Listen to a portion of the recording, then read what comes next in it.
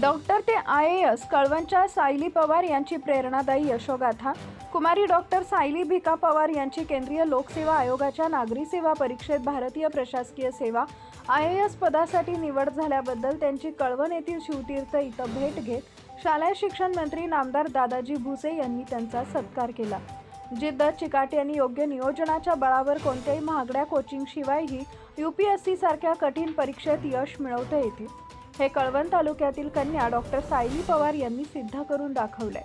केंद्रीय लोकसेवा आयोगाच्या नागरी सेवा परीक्षेत त्यांनी दुसऱ्याच प्रयत्नात देशात 87वा क्रमांक मिळवत दैदिप्यमान यश संपादन केलं असून IAS पदाला गवसणी घातली आहे।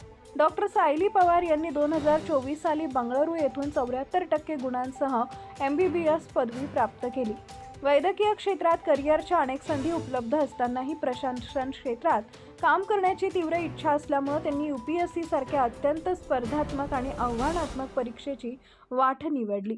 पहिल्या प्रयत्नात अपयश आले तरीही न खचता त्यांनी अधिक जोमाने अभ्यास सुरू ठेवला।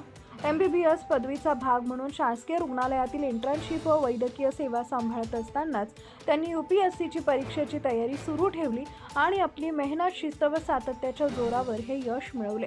त्यांच्या या यशामुळे कळवण तालुक्यासह संपूर्ण नाशिक जिल्ह्याचा अभिमान उंचावला असून अनेक तरुणांसाठी त्या प्रेरणादायी ठरल्यात। त्यांच्या पुढील प्रशासकीय कारकिर्दीसाठी नामदार दादाजी भुसे यांनी शुभेच्छा दिल्या। Subscribe now and press the bell icon. Never miss an update.